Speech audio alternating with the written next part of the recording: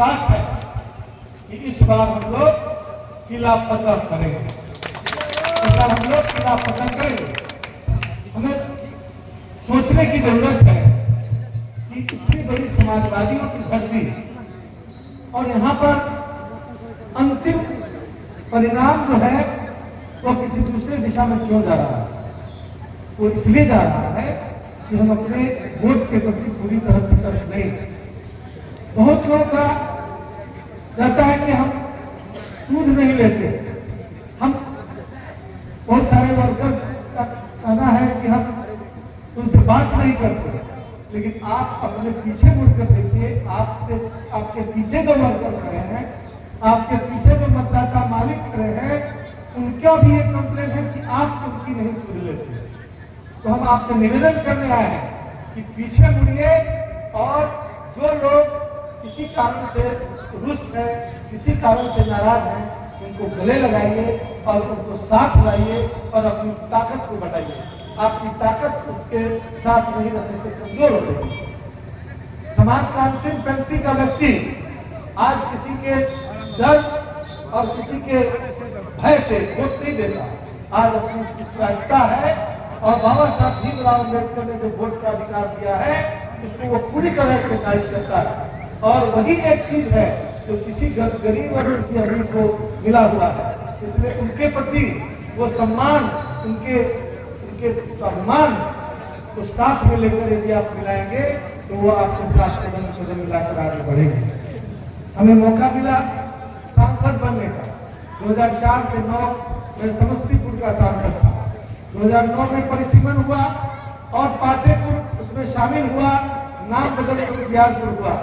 2009 में मेरे कार्यकाल में क्या हुआ, जब ये जानेंगे तभी आप आलोक जनता के बारे में छवि स्थापित कर सकेंगे।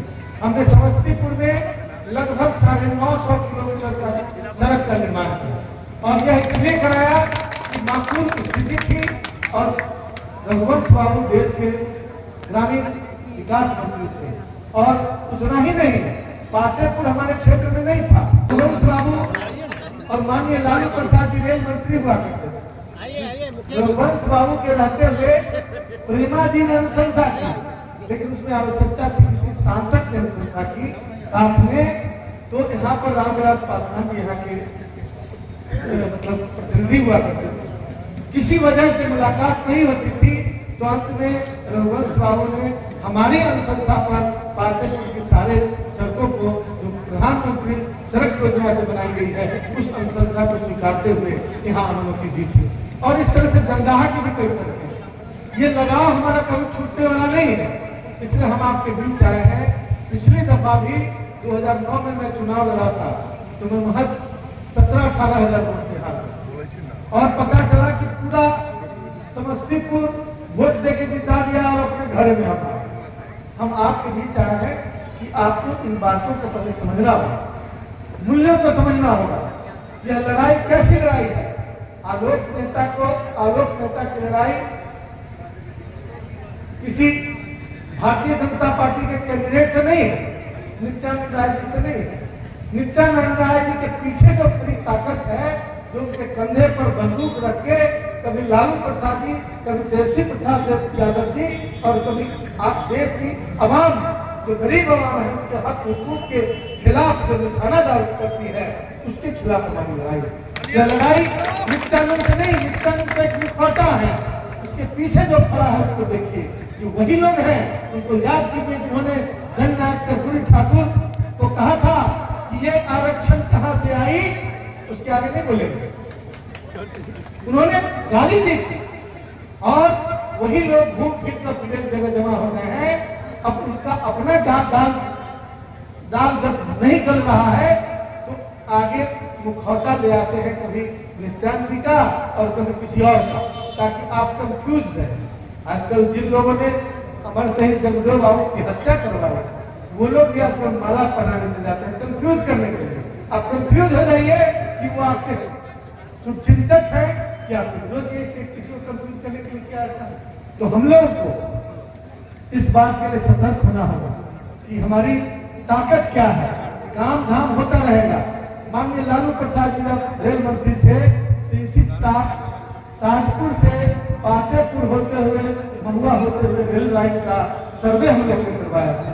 मेरा ही प्रस्ताव था, उस प्रस्ताव को के बाद वहाँ का सर्वे हुआ, लेकिन सरकार बदली और उसको देखिए आज तक कहीं अता पता नहीं है। माननीय सांसद से कुछ लोगों ने इस पर सवाल भी किया, कोई काम पर क्यों नहीं ले रहा है। आज जितने भी कार्य आलोक मेहता द्वारा अनुशंसित थे, उन्हीं में से कुछ कार्यों को अंजाम दिया जा रहा है, लेकिन उसका उद्घाटन और शिलान्यास करने के लिए लोग बेचैन रहते हैं। लेकिन जब अनुशंसा करानी होती है, काम करना होता है, उसमें कहीं अता पता नहीं होता। आपसे हम अनुरोध करने आए हैं कि यदि बिहार में तेजस्वी प्रसाद यादव की सरकार चाहते हैं और आने वाले दिनों में युवाओं को नौकरी, जो 17 साल बनाम 17 महीना का नजीर पेश किया है हम लोगों ने, जिस सरकार में मैं भी, आपका बेटा भी उसमें शामिल था, उस नजीर को आप फिर आगे उसका देखना चाहते हैं। ये तो ट्रेलर था, यदि पूरी फिल्म देखना चाहते हैं तो आपको अभी से ही तैयारी करनी होगी, अभी से अपनी ताकत को एकत्रित करना होगा। याद रखिए भाइयों, एक जमाना था जब लड़ाई होती थी, हंसनी होता था, तो लाठी, गोली, बंदूक इकट्ठा किया जाता, 10 गांव का लोग इकट्ठा करता था, तैयारी करता था लोग, तीर धनुष सब तैयारी होती थी। आज का तीर धनुष, लाठी, गोली सब बैलेट में है, सब वोट में है, और उस वोट में, उस बैलेट में इतनी ताकत है जितना बुलेट में भी नहीं है। आप उस बुलेट को इकट्ठा कीजिए, अपने वोट को इकट्ठा कीजिए और तब सामना कीजिए।